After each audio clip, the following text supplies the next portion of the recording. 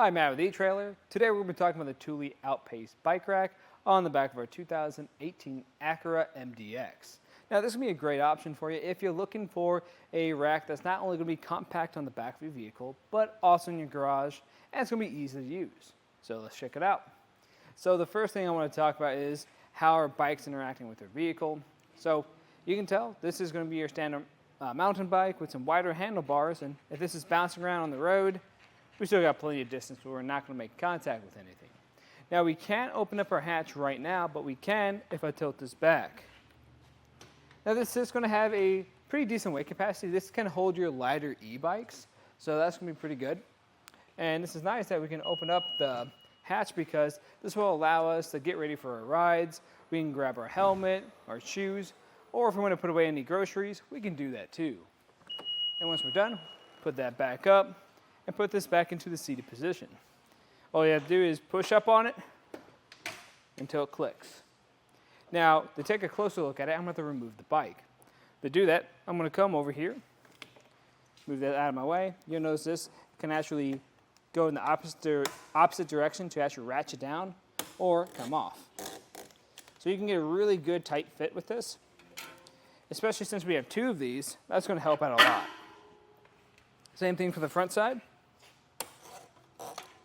With that done, we can take off the one at the very top. Now this is going to be making frame contact. Now if you're not a big fan of that because you have a carbon frame bike or alternative frame bike, you can actually check out the Thule OutPace because that can actually make contact with your tire instead. But with this off, we can take it out for a ride. Now something that's pretty unique with these cradles is that they can actually pivot and fold into the rack to help you save space. Now I typically don't like to do that when it's on the back of the vehicle because it just makes it a little bit more difficult to work around things, and it will actually block some things in some cases. But I'll talk about that a little bit more in a second. I'm going to put everything up real quick so it looks a little bit nicer, because all these straps are going to have their own little spots. And from there we can get a couple measurements. The first one I'm going to get is going to be the ground clearance. So that's going to be sitting at about 25 inches, which is going to be pretty good for a bike on the Acura because most of them sit a little bit lower to the ground, so you shouldn't have to worry about bottoming out.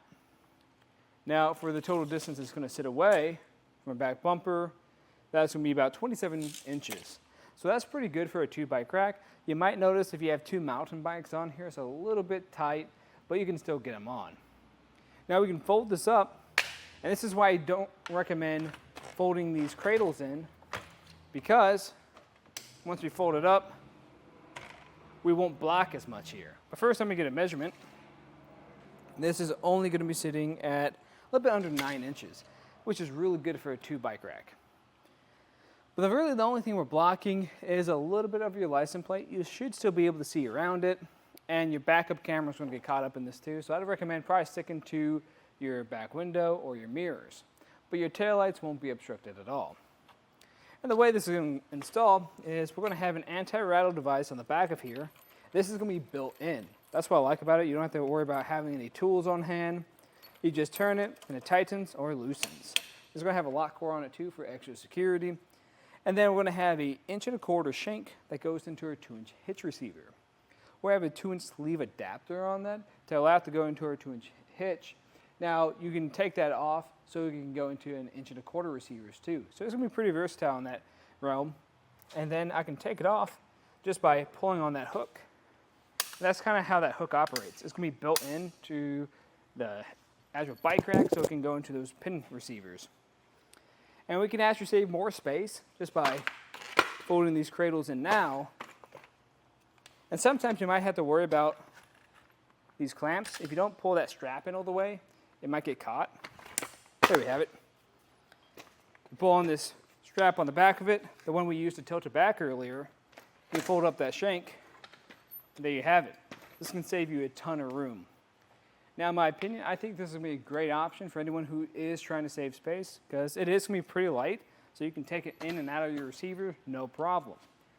Again, another one that's going to be good is going to be the Thule OutPace. That's also going to be pretty easy to move around since it has wheels on it, but it's also going to have a higher weight capacity, and it's going to be good for those carbon frame bikes.